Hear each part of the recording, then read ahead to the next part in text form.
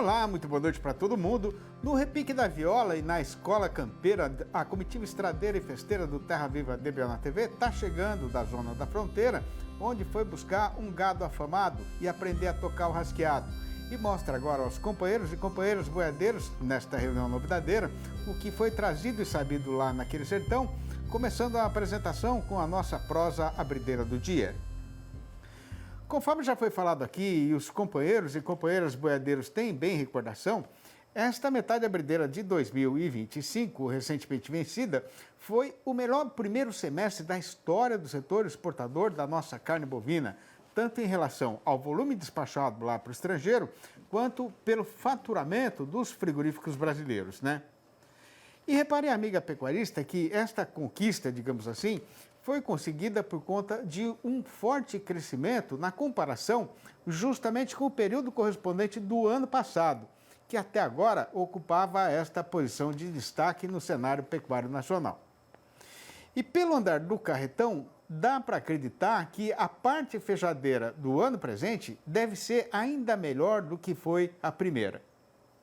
De acordo com um levantamento feito pelo médico veterinário Iberville Neto, analista da consultoria HN Agro, desde 1997, quando a SECEX, a Secretaria de Comércio Exterior do Ministério do Desenvolvimento, começou a fazer o registro oficial das exportações de carne, só em 4 destes 28 anos passados de lá para cá, os resultados pioraram do primeiro para o segundo semestre. E pegando só os últimos 5 anos, né, o crescimento médio registrado no volume embarcado foi de 19,1%.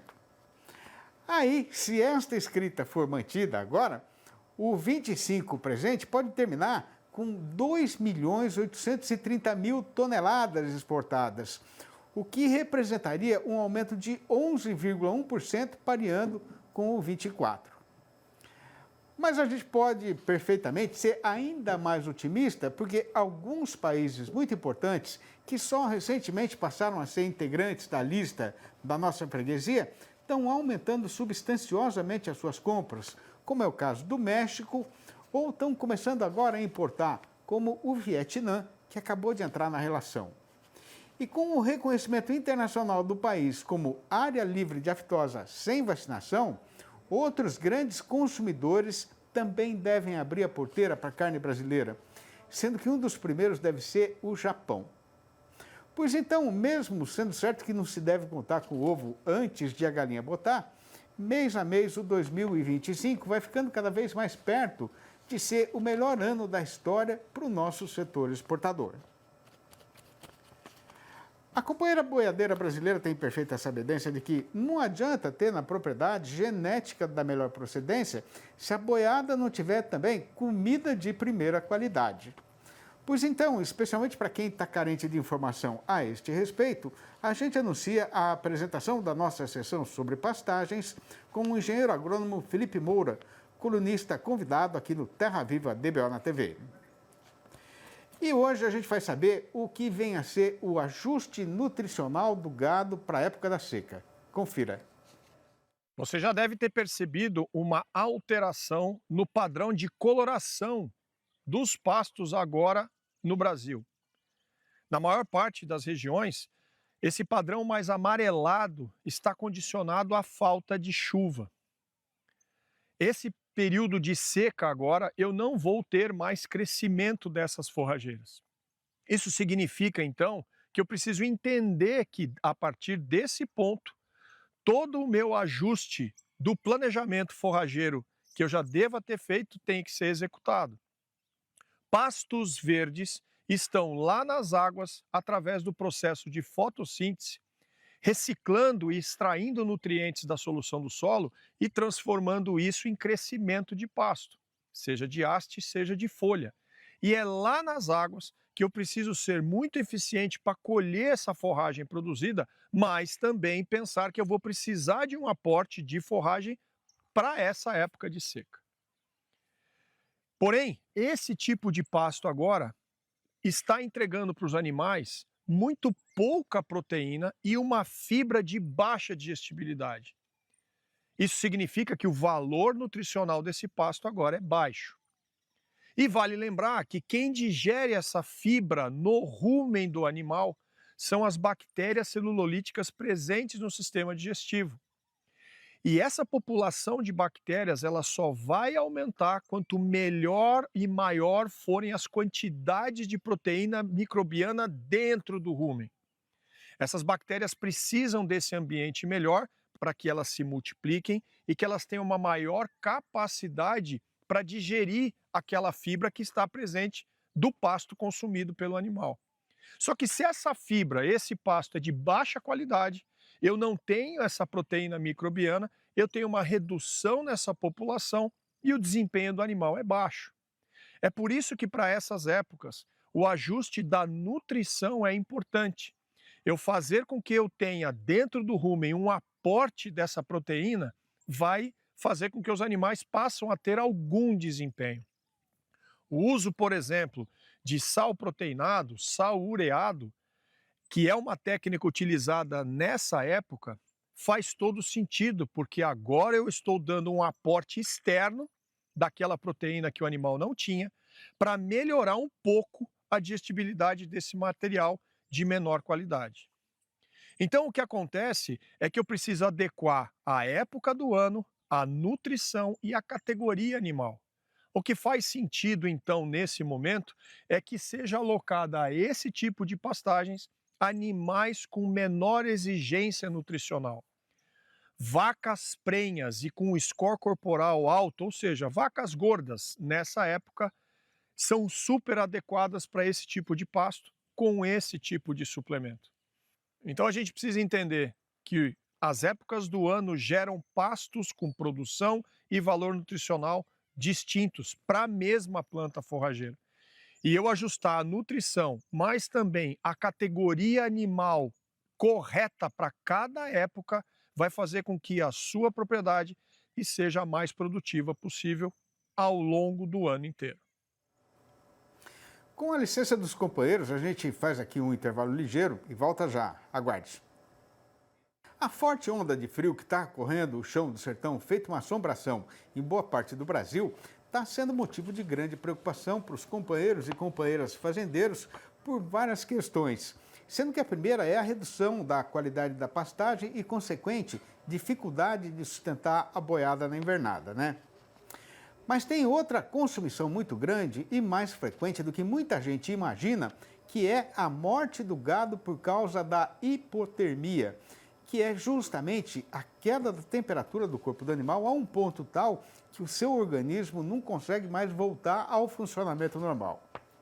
Pois então, para esticar uma prosa a respeito do que é que se pode fazer para não deixar isso acontecer, a gente está recebendo aqui no nosso arranchamento eletrônico a visita virtual do engenheiro agrônomo Daniel Ingold, diretor-presidente da IAGRO, a Agência Estadual de Vigilância Sanitária Animal e Vegetal de Mato Grosso do Sul, que vai participar da nossa entrevista do dia, falando ao vivo por vias internéticas, diretamente de Campo Grande, a capital do estado. Boa noite, Daniel. É uma honra e uma grande satisfação ter a sua participação aqui no Terra Viva DBO na TV. Muito obrigado pela sua disposição para atender a gente. Seja muito bem-vindo. Ok, eu que agradeço aí a oportunidade da gente estar aí, sempre falando aí com o pessoal aí do campo. Importante a gente estar trazendo informações aí da melhor forma possível. Agradeço aí o convite. A gente que agradece. Ô Daniel, pegando aí o estado de Mato Grosso do Sul como exemplo, né? Vocês têm em números o tamanho do perigo que o frio intenso representa aí para quem ganha vida na lida de gado? Então, veja só, nós tivemos aqui no ano passado e no ano retrasado, nós tivemos um caso assim muito extremo, né?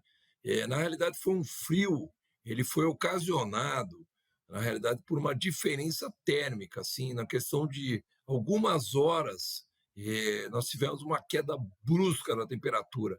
Estava tipo 25, 30 graus, passou a zero, com uma sensação térmica aí de menos alguma coisa.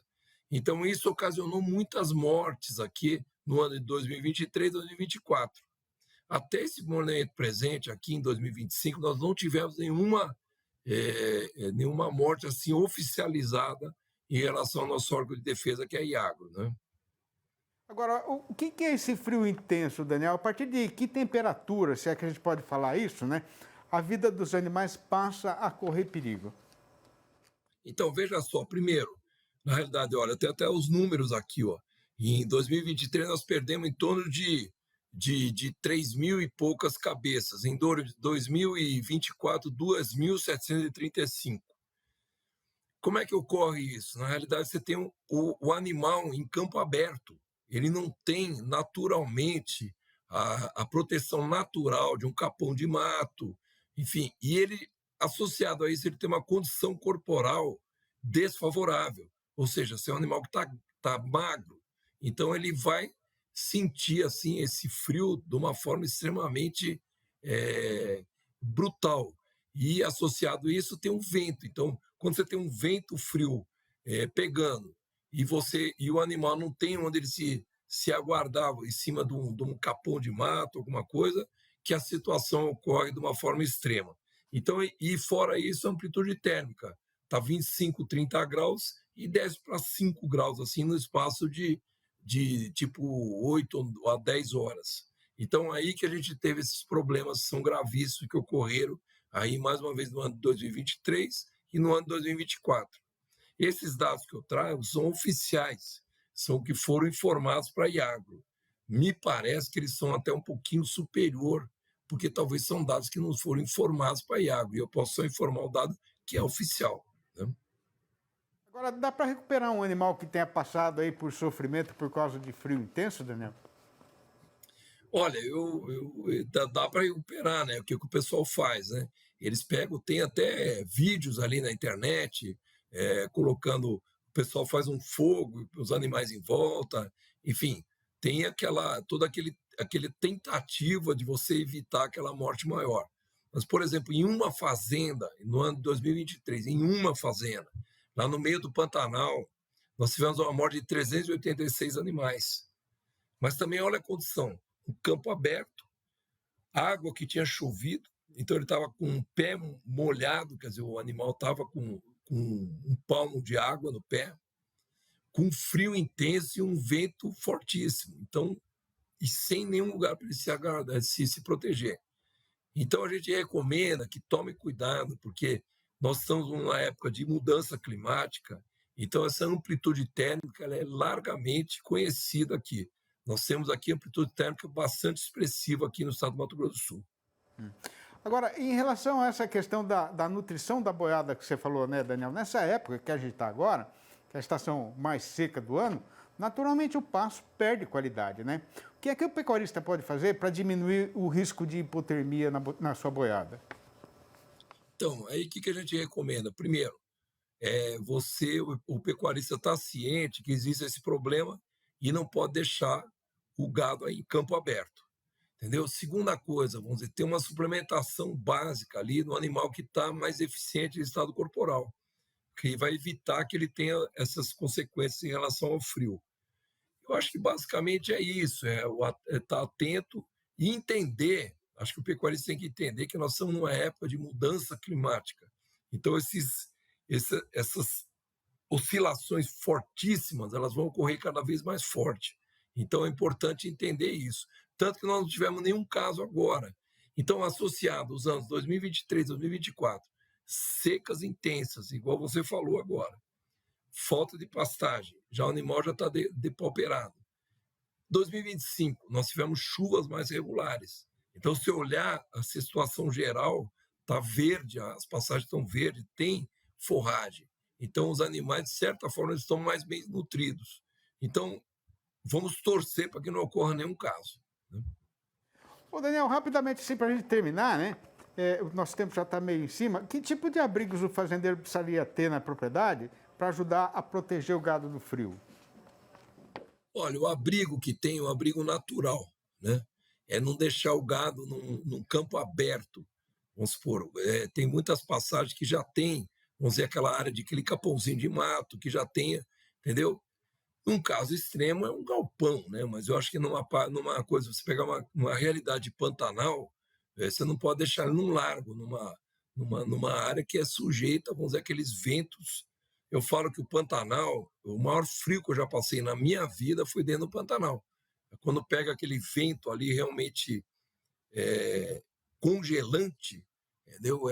É uma questão realmente que é complicado lá. Então, os animais realmente sentem. Então, recomendar, e primeiro, se tiver algum assunto desse, vamos supor, procure a Iagro. Procure a Iagro, nós temos todos os técnicos preparados para isso, para que a pessoa pode auxiliar e não só para verificar efetivamente se a causa da morte foi realmente hipotermia, né? Que Muito pode bom. ser alguma doença, enfim, alguma coisa que é realmente que nos preocupa, que é o foco do nosso trabalho. Tá certo. O Daniel, queria agradecer demais a sua participação aqui no programa. A gente é parceiro, viu? Precisando divulgar alguma coisa, tem uma novidade aí, fala com a gente para a gente prosear mais. Obrigado, grande abraço para você, abraço para toda a turma boa aí de Mato Grosso do Sul, até a próxima. Então tá joia. Eu que agradeço mais uma vez aqui, estamos à disposição. A Iagro está aqui para isso e a parceria com a DBO é sempre constante, tá? Um abraço a todos e todo o pessoal que está assistindo. Um abraço e muito obrigado. Obrigado. O Terra Viva DBO na TV volta já. Aguarde.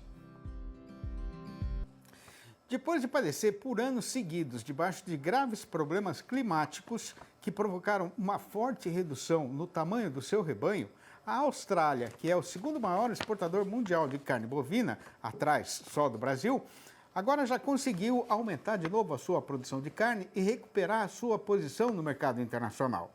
E quem tem mais informações a respeito da situação atual do país da Oceania é o repórter Pedro Costa. Confira. O mercado da carne bovina vive um momento de transição. A oferta interna muda com a virada do semestre, enquanto o Brasil segue liderando as exportações em meio à pressão de concorrentes como a Austrália. E no consumo, os reflexos da crise aviária podem alterar a dinâmica entre as proteínas. Sobre este assunto, eu converso agora com Larissa Alvarez, analista sênior de inteligência de mercado da Stonex. Larissa, muito obrigado por aceitar a nossa entrevista aqui e já começo com a pergunta cerne. A Austrália vem aumentando a presença no mercado global de carne bovina. O que explica esse avanço e como ele tem impactado a dinâmica do comércio internacional? Perfeito. Obrigada, Pedro, por essa introdução. Muito pertinente, porque quando nós pensamos no mercado global da carne, as principais questões sempre levantadas são: quem são os principais concorrentes do Brasil e qual é o perfil dessa concorrência? Então, se bem o Brasil está na liderança no que tange a volume e a Austrália que está ali atrás, né, como o segundo maior exportador do mundo, mas que não chega nem na metade desse volume brasileiro, tem, no entanto, uma diferenciação muito importante, que é o perfil que essa carne australiana tem nos mercados internacionais. Então, por exemplo, se bem até poucos anos a carne brasileira era vista dentro de um importante mercado, como é os Estados Unidos, como uma carne que ia mais para ser processada, né, que ia virar matéria-prima para certas coisas que lá são muito consumidas também, como o hambúrguer, por exemplo, a carne australiana sempre teve muito mais um perfil de ser uma carne mais premium, com mais valor adicionado e que, consequentemente, competia nesse mesmo mercado também, só que em outros nichos que, consequentemente, pagam mais, né? Então, esse importante concorrente brasileiro está numa fase onde, tanto em 2024 como neste 2025 agora, eles estão registrando alguns dos seus maiores abates históricos já vistos, e eles estão com recordes de exportações também, para, como os australianos mesmos falam, estar em um momento de época de ouro para a carne australiana, no que tange, então, tanto a produção como a exportações, né? Só que, ao mesmo tempo, também, todos os países passam pelos seus ciclos de pecuária e há estimativas por lá que, se bem essa oferta tenha como se manter pelo mínimo mais uns 12 meses, em até uns 18 meses, eles fazem as suas projeções de que talvez possam ter uma virada de ciclo por lá também e, consequentemente, isso abriria ainda mais oportunidades para a carne brasileira, especialmente neste momento histórico, onde há muita carne que está tendo esse perfil já de ser mais premium, de ter mais valor adicionado, que só vai se confirmando cada vez mais caso o mercado japonês ele possa ser aberto também, que tem uma caracterização muito específica de ser um mercado mais diferenciado, não só para a carne do boi, mas como acontece, por exemplo, com a carne de frango, já que a carne brasileira de frango que entra lá é uma carne com cortes mais nobres e até temperados diferentemente de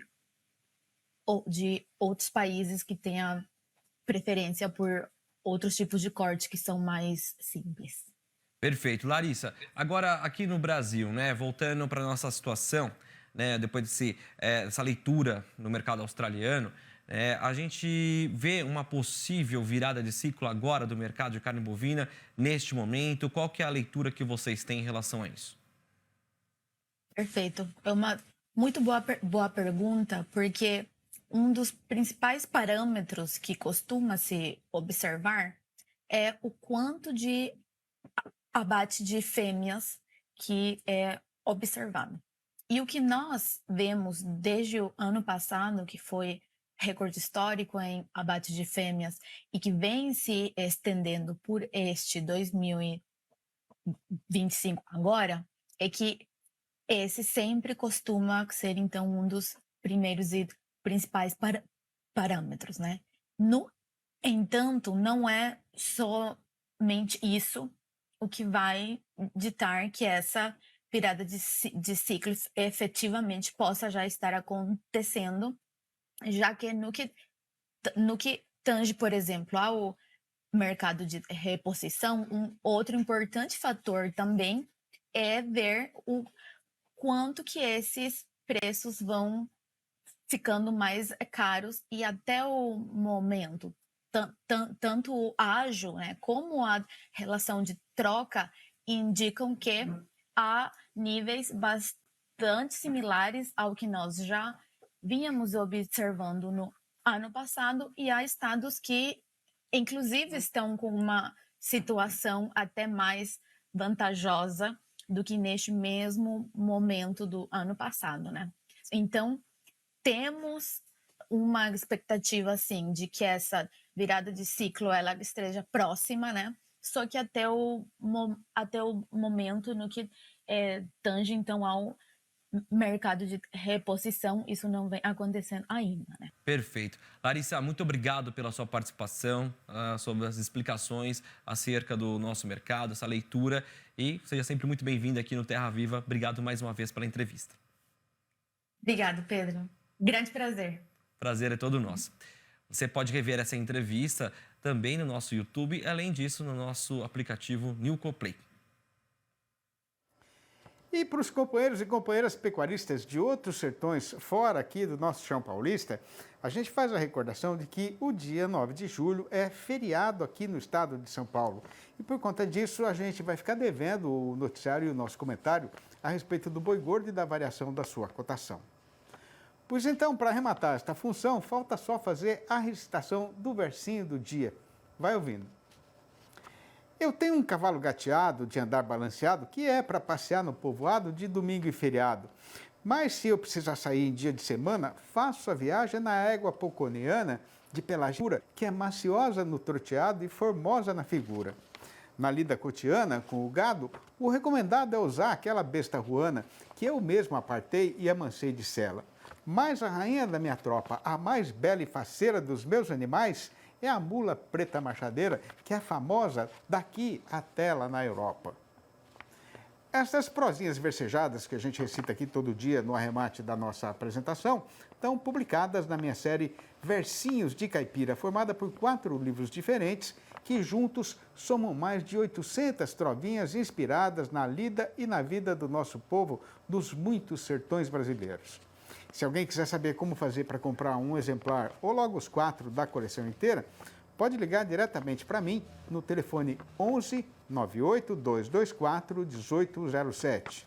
Eu vou repetir, 11 98 224 1807. Ou mandar um e-mail para sidneymastico@uol.com.br ou ainda achar meu nome lá no Facebook. E o Terra Viva DBO na TV volta amanhã às 6h30 da manhã e às 7h25 da noite. Um abraço para todo mundo e até lá então.